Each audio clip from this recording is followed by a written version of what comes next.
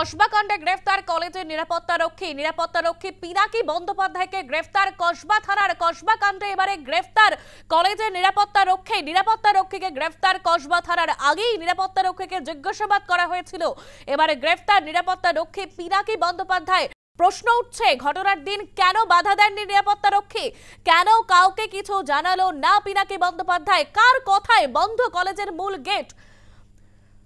আরো বিস্তারিত জানাবে আমাদের প্রতিনিধি মৌমিতা মিত্র। মৌমিতা, এবারে কসবা কাণ্ডে গ্রেফতার কলেজের নিরাপত্তারক্ষী।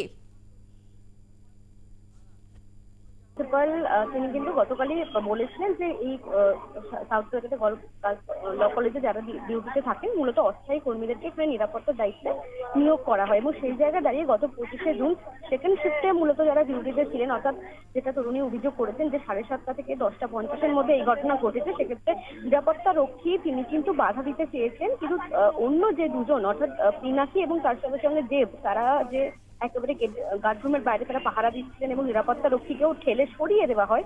অর্থাৎ কোথাও গিয়ে নিরাপত্তারক্ষীকেও কিন্তু একটা বাধা দেওয়ার চেষ্টা করা হয়েছিল, এবং তার ভূমিকা নিয়েও প্রশ্ন উঠেছে তিনি কেন কলেজ কর্তৃপক্ষকে পরবর্তীকালে গোটা বিষয়টি জানালেন না, এবং সেই কারণেই কলেজের নিরাপত্তারক্ষী পিনাকি বন্দ্যোপাধ্যায় তাকে প্রাথমিকভাবে আটক করা হয়েছিল। তাকে বেশ কিছু বিষয়ে জিজ্ঞাসাবাদ করা হয় এবং তার বয়ানে বেশ কিছু অসঙ্গতি মেলার পরেই তাকে গ্রেফতার করা হয়েছে।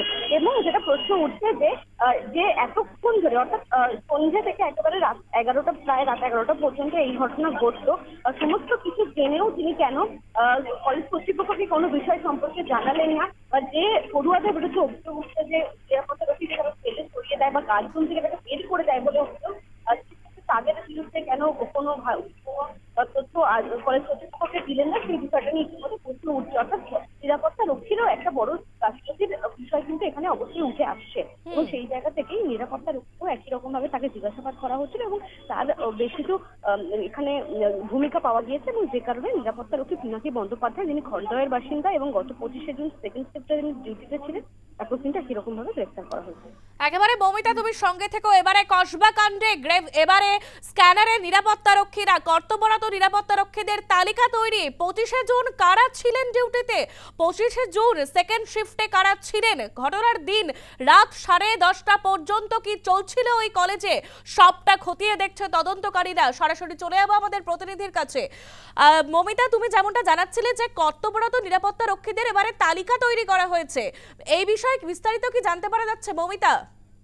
একেবারে পুলিশের তরফ থেকে একটি ডিটেল লিস্ট তৈরি করা হয়েছে যে এই কলেজে মূলত কারা কারা ডিউটিতে থাকেন এবং ঘটনার দিন গত বুধবার তারা ডিউটিতে ছিলেন, সকালে কারা ডিউটিতে ছিলেন, সেকেন্ড শিফটে কারা ডিউটিতে ছিলেন, গোটা বিষয়টা নিয়ে একটা বিস্তারিত তালিকা তৈরি করা হয়েছে। এবং যেটা প্রশ্ন উঠেছে বুধবারের এই ঘটনা, সেক্ষেত্রে বৃহস্পতিবারও কিন্তু একই রকম ভাবে কলেজ খোলা ছিল।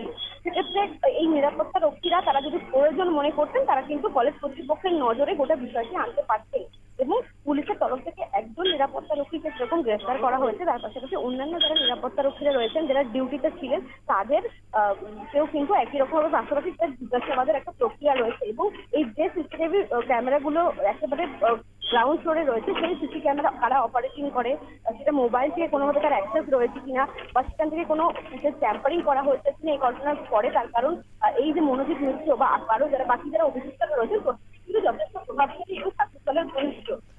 একেবারে ধন্যবাদ মৌমিতা। আমরা কথা বলছিলাম আমাদের প্রতিনিধি মৌমিতা মিত্রের সঙ্গে।